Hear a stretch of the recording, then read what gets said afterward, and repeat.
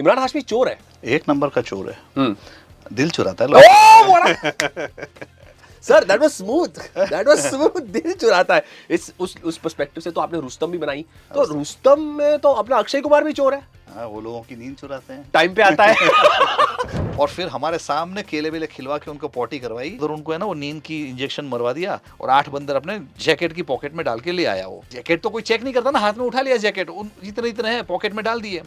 लेकिन flight delay होगी तो इनको जो इंजेक्शन का नशा दिया था ना उतर गया, तो जैसे ग्रीन चैनल क्रॉस कर रहा था ना, बंदर उसकी जेब से कूदे सीधे कस्टम ऑफिसर की डेस्क पे। पूरा बॉलीवुड एक तरफ और एक तरफ इमरान हाशमी। बट साहब तो सब ये पाकिस्तानी, उनकी तो कहानियां कोरिया से चोरी होती थी, गाने पाकिस्तान से चोरी होते थे, तो उसमें कुछ ज्यादा दिमाग नहीं था उनके गानों में। देखो यार, आज हमारे स्टूडियो में ना एक ऐसे शख्सियत है जो स्क्रीन राइटर भी है, स्क्रिप्ट राइटर भी है, फिल्मों को भी लिखते हैं, फिल्मों को बनाते हैं, ये इतने किस्से कहानियां लेकर आते हैं, ये एक ऑथर भी है और 2 और बुक्स इनकी आ रही है। ये गॉड फादर के पर्सपेक्टिव से शायद आपको मैनेजमेंट और लेसन्स ऑफ लाइफ सिखा दे। Vipul sir is with us here. Sir thank you so much for joining me on the show. My pleasure Glenn. आप तस्करी का के को राइटर हैं, जो अब Yes. इमरान हाशमी साहब की जो अब सीरीज आ रही है। Yes. इमरान हाशमी चोर है। एक नंबर का चोर है। दिल चुराता है सर दैट वाज स्मूथ दिल चुराता है। इस उस पर्सपेक्टिव से तो आपने रुस्तम भी बनाई, तो रुस्तम में तो अपना अक्षय कुमार भी चोर है। हाँ, वो लोगों की नींद चुराते हैं, टाइम पे आता है। Sir give me work no as a writer with you. ले लो, आ जाओ यार। पक्का? हाँ बिल्कुल बिल्कुल, बहुत राइटरों की तो बहुत जरूरत है भाई। मैं कह रहा हूँ आपने इतना अच्छा काम किया है इतने सालों से। Rustam first of all based on the Nanavati case, फिर उसके बाद टोनी आई डायरेक्टेड इट, बत्ती गुल, मीटर चालू, सुपर 2018 की फिल्म। मैं सोचता हूँ अगर ये लॉकडाउन के वक्त आती तो सब मैक्स रिलेट कर पाते। I was not happy with the way it was made. हाँ, The director messed it up. हाँ. But वो खेल अभी छोड़ दो, जो हो गया हो गया। हाँ. But yeah, that was one of my favorite films. बहुत रिसर्च की थी उसके बारे में। बहुत ही बेहतरीन फिल्म। एंड अब तस्करी which is based on smuggling and इधर का उधर, उधर का इधर। पहले तो तस्करी का लिटरल ट्रांसलेशन इज स्मगलिंग। तस्करी मीन्स स्मगलिंग। ये बताइए, स्मगलिंग में भी जब आप इसके लिए को राइट कर रहे थे इस शो को, उसमें भी कुछ टर्मिनोलॉजीज होती हैं। करेक्ट। जैसे पोपट होता है, पंटर होता है। ये पंटर पोपट क्या है पहले बताइए। See, पोपट बेसिकली आर द couriers, जो माल एक्चुअल माल लाना तो है ना किसी को, somebody has to carry it as a passenger, उनको पोपट कहते हैं। So they get a small amount, खाना पीना फ्री, टिकट मिलती है, 2-3 दिन घूम के आ जाओ। पहले के ज़माने में जैसे बैंकॉक में कपड़े सस्ते मिलते थे, तो यहाँ से टिकट कर देते थे, उनको पूरा बैग देते थे, 30 किलो 60 किलो कपड़े लेके आते थे, और उनको उन्होंने फ्री में बैंकॉक घूम लिया, 20-25 हज़ार रुपये कमा लिए। ये पोपट का काम है। Punter is the person who finances them, क्योंकि टिकट का खर्चा, कपड़े खरीदने का खर्चा, तो सब कुछ तो है ना, somebody has to put in the money. So punter का काम है इन्वेस्टमेंट करना पोपटों में। They have two factor in के पोपट, अगर 10 पोपट आ गए लेकिन 1-2 पोपट पकड़ गए तो पूरे सत्यानाश हो जाता है। हाँ. सो पंटरों का काम है सबको मैनेज करना, सबको खुश रखना। बहुत बड़ा चेन है ना, इट्स दिस, वहाँ से भी सही जगह से सोर्सिंग करना है ना, फिर उसको बैग में लाना, इनका टिकट अरेंज करना, ये करना वो करना। पंटर ज्यादा फाइनेंसर्स। तो पंटर का बहुत स्ट्रेस है बॉस। धंधा है भाई। पंटर अगर 10 पोपट को संभाल रहा है एक साथ, तो अगर जैसा आपने कहा एक भी पोपट वापस नहीं आया, तो नहीं वापस आया, पकड़ा गया तो वापस तो आ ही जाएगा। हाँ. पकड़ा गया तो कस्टम में पकड़ा गया तो अभी आज देखो गोल्ड पे मार्जिन है 10-15%, बराबर। मतलब लाख रुपए का गोल्ड वहां से लाओगे तो खर्चा निकाल के समझो 1,10,000 रुपए का प्रॉफिट होगा।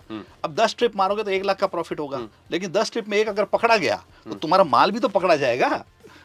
तो ये भी तो, सो ये है धंधा, stress, any it's a margin वाला बिजनेस, स्ट्रेस का तो है ही है ना, और बहुत रिस्की भी बहुत ज्यादा है। 100% हाई रिस्क हाई प्रॉफिट वाला। High returns. और ये तो गोल्ड हो गया। See there are so many things.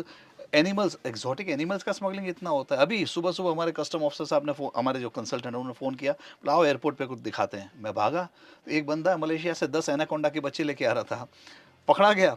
अब वो कस्टम ऑफिसर को बोला, सर प्लीज 8 छोड़ दो, 2 आप रख लो। अरे बोला, अरे एनाकोंडा 50-50 फुट के मैं थोड़ी घर में रखूंगा, जब बड़े होंगे तब, अभी तो इतने से थे। Are you serious? हाँ सर आप एक्स नेवी रह चुके हैं। हाँ, I was in the Indian navy. You were a part the Indian navy. तो आपने जब, लेट्स गो बैक टू 2016, जब रुस्तम पिक्चर आई थी, अक्षय कुमार की खूब सराहना हुई उस फिल्म को लेकर कि अच्छा परफॉर्मेंस दिया उन्होंने, आप सेट पे भी थे। हाँ। Rustam is based on the Nanavati case. Yes it is. Okay, tell us when you are researching for such a film, बहुत रियल फिल्म है, बहुत रियल चीजें हुई है, रियल लाइफ स्टोरी है, कितना क्रिएटिव लिबर्टी आप ले सकते हैं इस पर्सपेक्टिव में? No, I will tell you what, जब when I was in Indian Navy ना, तब तो मुझे राइटिंग का, मैं तो 11वीं में फेल हो गया, फिर मैंने नेवी ज्वाइन कर ली। ठीक है, इसके आगे तो पढ़ाई नहीं। स्टोरी टेलिंग का एक नेचुरल शौक होता था, पढ़ते किस्से सुनते थे। तो नेवी में 3-4 किस्से बहुत फेमस थे। एक थी कमांडर नानावटी साहब का किस्सा, जी। कैप्टन मुल्ला साहब का किस्सा जो वेंट डाउन विद खोखरी, है ना? तो ऐसे 3-4 किस्से बहुत फेमस थे और तब मैंने सोचा था कि जब मैं नेवी में था तब मेरे को ये फैसिनेटिंग लगा था ये नानावटी केस। ये तो मैंने तब ढांचा बना के रखा था, लेकिन when I became a professional script writer I realise कि इस पे पहले भी 2 फिल्में आ चुकी है, ये रास्ते प्यार के और अचानक, बेस्ड सिमिलर बेस्ड। अब because I was in the navy मुझे मालूम था कि उन्हीं दिनों में जब ये कांड हुआ तब इंडिया का पहला एयरक्राफ्ट करियर आ रहा था, आईएनएस विक्रांत। आईएनएस विक्रांत की कहानी ये है कि उसकी कील रखी थी 1940s में वर्ल्ड वॉर 2 के टाइम इंग्लैंड में, लेकिन वर्ल्ड वॉर 2 खत्म हो गया तो 15 साल तक वो सड़ता हुआ वहाँ पड़ा रहा। वो हमने एक्वायर कर लिया और फिर हमने उसको तैयार करवाया। So that was the story. तो फिर मैंने उसमें, बिकॉज आई न्यू दैट एक पुराना एयरक्राफ्ट करियर हम खरीद रहे हैं, मैंने उसमें वो थोड़ा करप्शन वगैरह डाल, ये सब लिबर्टी थी। ऐसा कुछ था नहीं। तो यस, बट स्टोरी की कोर ओरिजिनल थी, नानावटी केस पे ही बेस्ड थी।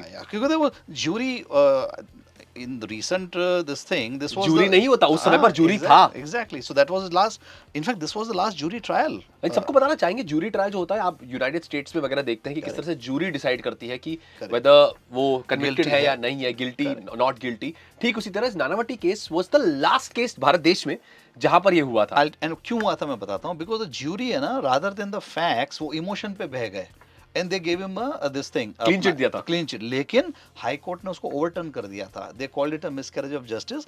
कमांडर साहब को 3 साल जेल में रखा गया था, बट 60s में then there was a lot of pressure और एक टेक्निकल समझौता कॉम्प्रोमाइज करके एक बहुत बड़े सिंधी बिजनेसमैन थे भाई प्रताप, वो फेरा वायोलेशन में अंदर हो गए थे। वो नेहरू गांधी परिवार के क्लोज थे। तो Ram Jethmalani was an upcoming lawyer and Rajni Patel who was Amisha Patels grandfather, he was a politician. उनको काम सौंपा कि कुछ तरकीब निकालो कि भाई पर ये भी छूट जाए अपना भाई। देन इसलिए उन्होंने भाई प्रताप और सिंधी, प्रेम आहूजा वो सिंधी है ना, सिंधी कम्युनिटी में आक्रोश था, ये पारसी थे। तो when the new Maharashtra and Gujarat bifurcate हुए 1960s में, विजयलक्ष्मी पंडित वाज द फर्स्ट गवर्नर। एक ही दिन दोनों को पार्डन दिया था, है ना, किसको, भाई प्रताप को और कावस नानावटी को। उससे पहले मैमी आहूजा जो थी, प्रेम आहूजा की सिस्टर, उससे एक पब्लिक स्टेटमेंट दिलवाया कि मुझे मेरे भाई की उससे कोई गिले शिकवे नहीं है, जो हो गया। Then they gave the pardon. तो इट वाज अ टेक्निकलिटी। और कमांडर साहब फिर जब छूट गए तो बॉम्बे में वाइफ के साथ रहते थे। न्यू इंडिया एश्योरेंस में जनरल मैनेजर का उनको जॉब, नेवी से तो निकाल दिया ऑफ कोर्स, जनरल मैनेजर का, लेकिन उनका जीना आराम हो गया था। वो जहाँ जाते थे लोग, वो सिल्विया पे थूकता है, कोई उसको थप्पड़ मार रहा था, they used to call her a bitch and all that stuff. Then they migrated to Canada. जो उनकी वाइफ थी, उनके साथ ही रहे। फिर वो लोग कनाडा में, after all of that happened they lived together. अभी तक 2009 में कमांडर साहब एक्सपायर हो गए और सिंथिया जी तो अभी भी अलाइव है। उनका बेटा है Jamshed, he is the Scrabble champion of Canada. खैर वो भी तो 60-65 साल के हो गए। तो हाँ, वो he was a school teacher in Canada. I think this case was around 1959 right, around 59 का केस था ये। 59, the state versus Nanavati, 29th May 1959। Was it called the state versus Nanavati? I think Yeah, so. I'm Yes. sure. Bombay versus Nanavati, हाँ। Because तब Bombay presidency था, Correct. Maharashtra state नहीं था। Wow. This is so interesting because जैसा आपने कहा था, लास्ट पब्लिक जूरी केस था, और jury trial। You have to realise कि तब इतना है ना, मीडिया भी था नहीं, लेकिन वो केस के लिए लोग सूरत से ट्रेन पकड़ के आते थे, अगली रात को लाइन में रुकते थे, to get a seat in that station. वो तारीख को लेके बात होती थी कि आज तारीख मिलने वाली है, तो माहौल था कि आज जाएंगे अपन यार, अपन पुराने ओल्ड टाइमर स्टिल से कि हम लोग फलाने बोरीवली से जाते थे, कोई बोलता हम सूरत से टिकट निकाल के जाते थे just to be in the court room कि भाई आज क्या हुआ। उस टाइप का हिस्टीरिया था। ब्रांडिंग क्या बोलते हैं उसको, मर्चेंडाइजिंग चालू हो गया। मैंने रुस्तम में 1-2 कट्स दिखाए कि तौलिया मरने पे भी नहीं गिरेगा। वो case, just to give you little context, if you read the case you will understand कि वो हाँ आपको देखना पड़ेगा, because the person who lost his life in this case was in a towel. Exactly. And it is a metaphor to basically जो हुआ था उस समय ये पर। तौलिया उसके मरने के बाद भी नहीं गिरेगा, मजबूत है, समथिंग लाइक दैट। आपने एक बहुत इंटरेस्टिंग किस्सा बताया about the whole Nanavati case, you explain it so beautifully. मतलब बहुत रिसर्च लगता है जब आप कोई एक फिल्म बनाते हैं, बहुत इन डेप्थ आपको जाना पड़ता है। तस्करी के लिए भी जब आप ये शो राइट कर रहे थे rather, Imran Hashmi as an actor, okay, I think Imran Hashmi को एक टाइपकास्ट किया गया है बहुत सालों तक कि इमरान हाशमी इस टाइप के रोल्स करते हैं, लेकिन बैड्स ऑफ बॉलीवुड ने एक चीज मुझे भी बता दी कि पूरा बॉलीवुड एक तरफ और एक तरफ Imran Hashmi. What is it about Imran Hashmi that you think he would play this part really well. No, that was not my call. वो तो नीरज जी का कॉल होता है. See, he is the creator. Correct. हमने तो लिख के दे दी and we Yeah. moved on. Right. है ना? ये तो हम 4 साल से लिख रहे हैं, है ना? तो आज आप फिल्म देख रहे हो. मेरा काम 1.5 साल पहले फाइनली खत्म हो गया था. उसके बाद मैंने 3 कहानियां और लिख ली है. So I have moved on 1.5 years ago. Okay. But after my work completes, फिर असली काम मतलब हमारा by my I mean मेरा और नीरज जी का as writers. फिर उनके दिमाग में होता है कि किसको कास्ट करेंगे. Neeraj is a very how you call it casting में तो बहुत माहिर है. He But will- Imran Hashmi is an actor for you. और What- terrific. I was always a fan of Imran because उनमें जो sincerity है ना, and he brings that thing. He is very intelligent. मतलब I am very impressed by him. आपने film के rashes देखे हैं हाँ हाँ बिल्कुल. और आपको कैसे लगा उनका काम ओवर देयर? रशेद काम क्या, मैं तो सेट पे जब मैंने 1-2 बार गया मैंने देखा कि वो देख के आइडिया आ गया कि ये तो नेक्स्ट लेवल है. You know, समझ में आ जाता है ना. वो देख के 1-2 सीन देख के समझ में आ जाता है. When you are shooting ना, you can make out. तो You know, also with Imran Hashmi मैंने एक चीज नोटिस की है कि उनकी सेंस ऑफ म्यूजिक बड़ी अच्छी है. ओके. क्योंकि जो भी पिक्चरों में वो आए हैं, जितना भी उन्होंने अपनी करियर की शुरुआत से की है, बी इट मर्डर और all the films that he is in, Awarapan, नहीं पर if I may interrupt you, उसमें उनका कोई से नहीं होता है. वो तो डायरेक्टर का कॉल होता which is true, but I think he has got a great sense of music. अब मैंने बहुत सारे इंटरव्यूज में सुना है कि इमरान हाशमी बैठते हैं म्यूजिक पे. है. हो सकता है. बैठते हैं. हाँ पर उन्होंने जो हमारा ये सब तो भट्ट साहब तो सब ये पाकिस्तानी, उनकी तो कहानियां कोरिया से चोरी होती थी, गाने पाकिस्तान से चोरी होते थे, तो उसमें कुछ ज्यादा दिमाग नहीं था उनके गानों में. But it was just like he had this Midas touch. जिस फिल्म में वो होते थे गाने हिट सुपर डुपर. फॉर्मूला था उस जमाने में, फॉर्मूला था. And he was a very good actor, उसमें कोई डाउट ही नहीं है. राइट. तो I was always, I mean मुझे तो I always loved his work. And fortunately अभी नीरज जी ने उनको कास्ट किया है. ही थॉट, मैंने तो मतलब ये तो नीरज जी का ही कॉल था. उन्होंने उनको लगा होगा कि he can make a very good this thing and something. उन्होंने बॉन्डिंग बन गई होगी. बॉन्डिंग बन गई होगी, उनको पसंद आई होगी. I am sure Imran is also, उनको स्क्रिप्ट पसंद आई होगी तो उन्होंने किया.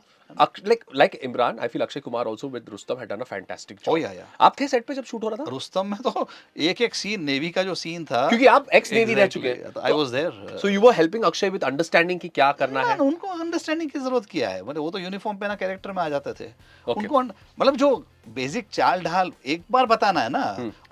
My job was to see that script से डिविएशन ना हो राइटिंग से. करेक्ट. बाकी तो वो कैरेक्टर में ही थे. हाँ. कि सीरियस उसमें थे, उनको हंसना, दांत दिखाने नहीं थे. एक भी देखो रुस्तम में कहाँ स्माइल भी नहीं की अनलेस इन दैट सॉन्ग उनकी गर्लफ्रेंड के साथ, आई मीन वाइफ के साथ. हाँ. तो he is not even smiled in the film, है ना. तो वो एक बार कैरेक्टर पकड़ लिया उन्होंने, जैसे आए यूनिफॉर्म पहन लिया, अक्षय साहब हो गए रुस्तम. वाओ, ये बहुत ब्यूटीफुल होता है कि एक आर्टिस्ट, एक कलाकार जो है, जैसे ही वो अपने उस कैरेक्टर में बैठ जाता है, हाँ. he becomes that person or she तो- becomes that yeah. person. वो तो उनका फोड़ते हैं ना, that's why they are actors. और इतने बड़े एक्टर है तो उनका वो कैरेक्टर वो है, वो उनकी पकड़ है. वो सर आपका फोर्टे है बहुत अच्छे स्क्रिप्ट्स लिखना. रुस्तम हो, बत्ती हो, फिर टोनी हो. मिशन रानीगंज देखी कि नहीं? नहीं सर, मेरे को देखनी है. अरे उसमें भी कितना रिसर्च किया. That was about coal mining. हाँ. अब मैं किसी के साथ बात करता हूँ उनको लगता है मैं माइनिंग इंजीनियर हूँ, इतनी रिसर्च कर ली मैंने. Sir you have done so much of research, that means अगर आप तस्करी की भी बात करें, जब आपने नीरज पांडे साहब के साथ लिखी है, ऑब्वियस सी बात है that you have met some smugglers. Lot of smugglers, we met a lot of smugglers. कुछ थोड़ा इधर दो ना, थोड़ा सा डोप दो ना, लिटरली थोड़ा बताओ ना. बस व्हाट टेल अस, एक्सप्लेन. एक हाथ स्टोरी बता दो. चलो एक नहीं, मैं आपको 3 स्टोरी बता. चलिए सर, स्टार्ट करते हैं. तो सबसे पहले क्या होता है, let's go to Dubai. Okay, Dubai में गोल्ड सूक करके जगह है जहाँ से गोल्ड बिकता है, गोल्ड है ना.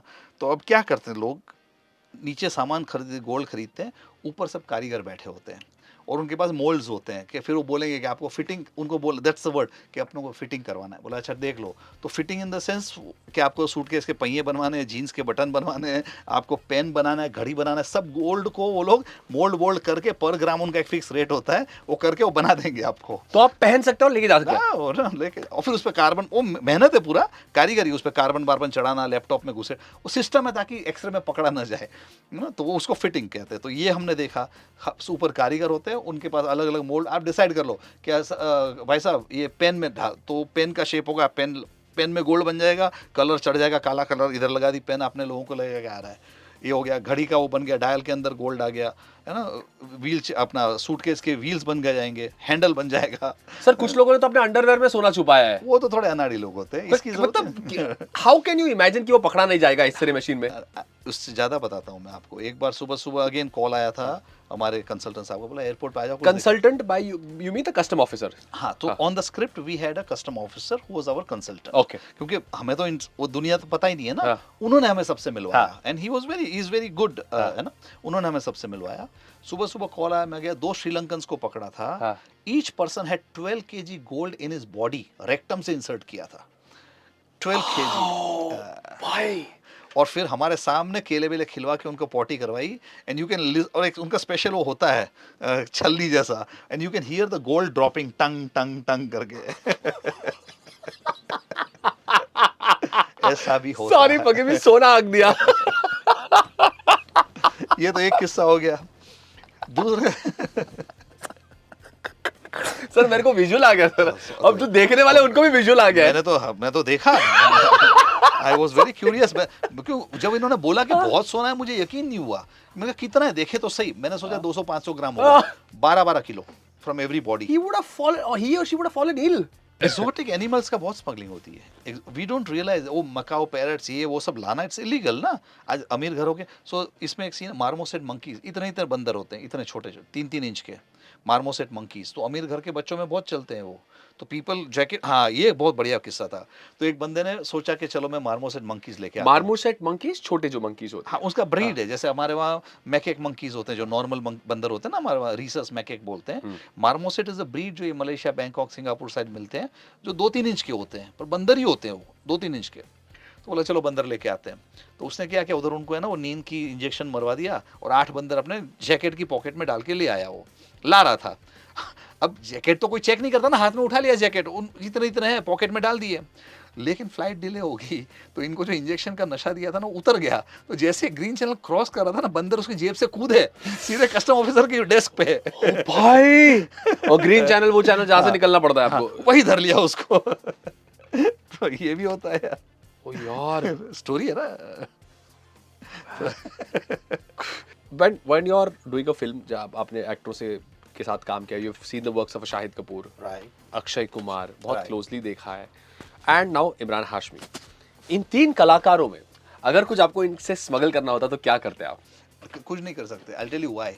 इन तीनों का जो पर्सनालिटी है ना, उधर ही पकड़ लेंगे। और जब भी कितना भी बड़ा आदमी हो, मस्ती मस्ती में मैं पूछ रहा था हमारे कस्टम के कमिश्नर साहब के, सर मैं चालू करूँ कि मुझे भी एक्साइट, बोला तुमको देख के ही पकड़ लेंगे, क्योंकि we are not good actors ना। यू टू प्रिट, आज आदमी के पास कोई भी चीज़ गैर कानूनी है ना, एक कॉइन भी है तो उसकी body, and custom officers are very smart. ये बताइए, इनने आपको ये बहुत अच्छा आपने बोला, कस्टम ऑफिसर बॉडी लैंग्वेज कैसे पढ़ लेते हैं? ये उनका आपको training- बताया हाँ, उन्होंने? उनका कैसे training- होता है? कुछ वो- ट्रेड्स होती हैं? नहीं, वो ट्रेनिंग होती है उनकी, मतलब in the sense on the job हो जाता है ना। उनको पता है कि सपोजिंग, एक कहावत है ना कि भाई एक इस फिल्म में मैंने डायलॉग लिखा, कोई आदमी आ रहा है, पैसेंजर आ रहे हैं, कोई ज़्यादा एक्साइटमेंट हो रहा है, ऐसे ऐसे हरकत कर रहा है, हेलो हेलो, ये प्रिटेंड कर रहा है कि वेरी, वो पकड़ समझ जाएंगे कि इसका कुछ लेके आ रहा है, वो समझ जाएंगे कि वो बिहेवियर पैटर्न्स होता है ना, वो they are trained in that. And they learn and study body language for so many years, तजुर्बा है। जैसे मैंने एक फिल्म में डायलॉग लिखा, पुलिस वाला बोला, वो पूछा वो मर्डर के साथ क्या हुआ, बोला सर मेरे को तो हस्बैंड पे शक है, क्योंकि बहुत रो रहा था फ्यूनरल में उसकी वाइफ के, कुछ ज़्यादा ही रो रहा था। तो ये ना साइकोलॉजी होती है सारी,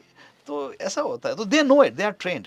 आप जब इस के लिए लिख रहे थे, तस्करी के लिए, तब ऑब्वियसली जैसा आपने कहा कंसल्टेंट्स ने आपको मिलवाया कई सारे इन स्मगलर्स वगैरह से। कोई ऐसे स्मगलर की कहानी सुन के आप बोल रहे बाप रे, तू क्या है भाई, ऐसा कुछ हुआ? तो उनका नाम तो नहीं बताऊंगा, लेट्स कॉल हिम चाचा। चाचा, कोड नेम चाचा। चाचा, हाँ। चाचा रिटायर हो गए, हाँ। ठीक है, चाचा रिटायर हो गए, लेकिन उनका एक हॉबी था। चाचा 65 साल के होंगे, 60-65। वो सुबह घर से निकलते थे, सांता क्रूज ईस्ट में रहते थे, सुबह कॉफ़ी का थर्मोस बना के घर से निकलते थे, एयरपोर्ट के अराइवल्स पे जाके बैठते थे, है ना।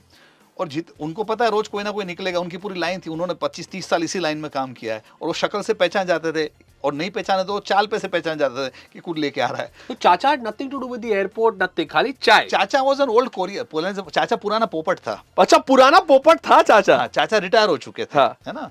तो चाचा का अभी रिटायरमेंट का क्या था, ग्रेचुइटी। बैठा है, जो भी वहां से पोपट छोपट निकलते थे ना, उनको ब्लैकमेल करता था कि 2000 रुपए दे वरना बता दूंगा सब मैं। तो वो पहचान लेते थे, एक पोपट दूसरे पोपट को पहचानता है भाई तुम एक तो उनकी लाइन थी। हाँ। तो पुराने लोगों को तो पहचानते ही थे, और नए लोग थे, वो चाचा की ट्रेनिंग थी, चाचा भी होशियार थे, वो चाल पैसे समझ जाते थे, उनको सर्कल होता है ना पूरा, चाचा के खबरी वबरी। अच्छा, इनको रिवॉर्ड्स भी मिलता है, तो कई बार कुछ लोग कस्टम ऑफिसर के जो इन्फॉर्मर्स होते हैं, they get a heavy percentage of this thing, seized माल का, उनको रिवॉर्ड भी मिलता है, इन्फॉर्मर्स को परसेंटेज होता है। तो वो एक तो देयर आर प्रोफेशनल इन्फॉर्मर्स, उनका काम ही है जो गैंग में है और इन्फॉर्म करते हैं, और उन करोड़ोंपति है, उनको पैसा मिलता है उनके बैंक में जमा, कोड नेम होते हैं उन सबके, किसी का हो गया राहुल मोदी, मतलब इस टाइप के कोड नेम होते हैं, है ना, कोई पहचाने भी नहीं कि कौन है ये, क्या है, जुबेर घी वाला, उसका असली नाम होगा कोई वेंकटेश अय्यर, एक एग्जांपल दे रहा हूँ, है ना, कोड नेम, उनके कोड नेम के नाम से अकाउंट खुलते हैं बाय सेंट्रल गवर्नमेंट की तरफ से, बहुत अलग ही हिसाब फॉर है। Informing and for being informers या कि अगर कुछ तस्करी हो रही है तो आप basically- इन्फॉर्म करो और आपका नाम दर्ज हो गया DRI 1, उनका जो सर्टिफिकेट होता है उसमें कि मेरा इन्फॉर्मर है सर, और असली नाम भी नहीं होता है, बोला इन्फॉर्मर है, क्या नाम है उसका? एलियस नाम होता है। एलियस नाम होता है, क्या नाम है, बोला मामू, हाँ ठीक है मामू, कोड नेम या मिकी माउस, तो उस मिकी माउस नाम का अकाउंट खुलेगा, उसमें पैसे जमा होंगे, है ना? वाओ, वो मतलब तो- ये इन्फॉर्मर्स भी करोड़पति बन गए होंगे अब तक। आराम से, I met lot of them, बंगले में रहते हैं भाई, इन्फॉर्मर्स बंगले में ले रहे हैं। मीरा रोड में बंगला है, बंगला, बहुत बड़ा बंगला।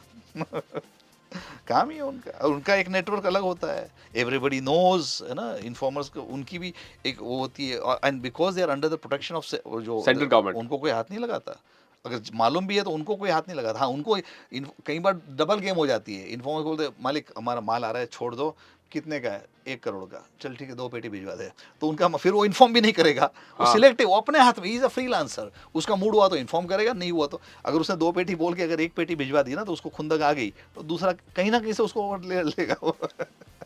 सर मतलब अलग दुनिया भाई। तो मैंने तो यही सोचा, अगर राइटिंग में अपना काम नहीं चले ना, अपने पास ऑल्टरनेट करियर है, अपने बहुत कॉन्टेक्ट हो गए इस दुनिया में। नीरज पांडे साहब के साथ अपने काम किए। Neeraj Pandey has also worked a lot with Akshay Kumar. Yes. He's a lot, मतलब उनका तो अलग ही हाँ, कनेक्शन है। correct, correct. कभी कभी क्रिएटिव डिफरेंसेस आती है जब आप काम करते हैं दोनों एक साथ में, किस मेरे आपके और नीरज की? कभी नहीं, कभी नहीं। किसी क्या है ना, नीरज जी तो is by profession he was a writer early, है ना, बिफोर वेडनेसडे वो लिखते ही थे, एंड ये सारी उन्होंने ही लिखी है ना, वेडनेसडे स्पेशल, 26 बेबी, सब तो उन्होंने ही लिखा है। रुस्तम मेरी थी, तब से मैं नीरज जी, 10 साल हो गए मैं नीरज जी के साथ। उसके बाद भी मेड अ फिल्म को आपके पड़ोस में, जो हमने साथ में लिखी, अभी रिलीज होगी। फिर भी रोड सिकंदर का मुकद्दर, लास्ट ईयर जो आई, आपको याद होगा, इस पे नेटफ्लिक्स पे आई थी। Then we wrote this, then we are working on Rustam 2। तो हमारे तो बीच में कभी नहीं होते। You said you're working on Rustom 2? हाँ, चालू है काम, है ना, चालू है, ये 5 साल से चालू है। ये किस पे होगा ये केस? वो तो बिल्कुल नहीं बता सकता मैं आपको। यार ये आप मेरी नौकरी खाओगे। नहीं यार, but it's amazing to see how two writers are coming together and creating Yeah. creating real life cinema. या आई मीन एक फ्रीक्वेंसी मैच होता है। आप देखो मैंने 8-10 फिल्म लिखी होंगी, उसमें से मतलब 90% उनके साथ लिखी है ना, there must be reason for that ना। There's always a reason for why you connect and click frequencies with match people. होती है, उनको मेरा प्रोफेशनलिज्म जमता है, मुझे उनके साथ मजा आता है काम करने का, तो that's, we are a good team, basically we are a good team. That's amazing. That and I think that team has worked so far and it's going Oh, to work yeah. आगे भी आपके साथ. I'm sure. I'm looking forward to Taskari and to see what we have in store. देख लो, Because तारीफ तो बहुत हो रही है, पीपल कहाँ से मैसेज आ रहे हैं मेरे को कि भाई hit it out of the park. No, I mean this. See the whole idea, criteria for watching a web series and realizing it's good or bad, ना कि आप एक वन गो में अगर देख रहे हो, बिंज वॉच। Binge watch कर. मैंने खुद लिखी और लेकिन मैंने उसको बिंज वॉच करके एक साथ 7 एपिसोड निपटा दिया। मैंने तो 4-5 बार देखी भी थी ना पहले, एडिटिंग में एंड ऑल दैट, पर फिर भी so that's a good indication. अब देखो, we are in the business of mass media, 70% लोगों को पसंद आया ना तो यू हैव अ विनर, बाकी 30% तो बड़ी बड़ी फिल्मों को भी गाली देंगे, तो उस ज़्यादा से ज़्यादा लोगों को पसंद आनी चाहिए। तो आई बिलीव 70 से ज़्यादा लोगों को पसंद आई, percentage wise people are appreciating it, that's all we want. और क्या चाहिए हमें, है ना, पब्लिक का पैसा वसूल होना चाहिए। I like what you said. People should enjoy. Public का पैसा वसूल होना चाहिए. Public को मजा आना चाहिए कुछ कोई चीज देख यही के. काम है, एंटरटेनमेंट। सी हमारे पास इतना रिसर्च था, we could have made a documentary. ज्ञान तो हमें ज्ञान नहीं दिखाना था ना, हमें उसमें स्टोरीज दिखानी थी, और काफ़ी स्टोरीज तो हमने दिखाई नहीं, क्योंकि वो क्या बोलते हैं, लिमिटेशंस। ये आई मीन इट्स ग्रोसेस आउट ना, कोई पॉटी कर रहा है 12 किलो सोना, अब मेरे लिए सीन है पर it's doesn't look good on the screen, तो ये सब उड़ा दिया हमने, ये सब रखने की जरूरत नहीं थी। कोई सी ऐसी चीज जो आपने most of the stories that are shown over here are real life stories जो Right. हुई है, जैसे आपने Correct. रिसर्च किया है. Correct. कौन सी स्टोरीज आपने ओमिट की है यहाँ पे? Omit? यहाँ जो हमने नहीं देखी है. ओमिट नहीं कि हमने उसको बदल दिया है थोड़ा। फॉर एग्जांपल नाउ लोग शॉपिंग इधर जाते हैं ना, इंग्लैंड वगैरह में, लंदन वगैरह, मिलान, इटली में, करोड़ों घड़ियाँ, 4-4 करोड़ की तो घड़ियाँ लेते हैं, बराबर। अब वो 4, Patek Philippe. हाँ, 4 करोड़ की घड़ी पे इधर ड्यूटी भरनी पड़ती है, I think 35-40%, if I am not mistaken. 45 are you serious? हाँ, तो मतलब 4 करोड़ की घड़ी यहाँ 5.5 करोड़ की बन जाती है। अब आपने उसको निकाल लिया तो आपके 1.5 करोड़ तो वहीं बच गए।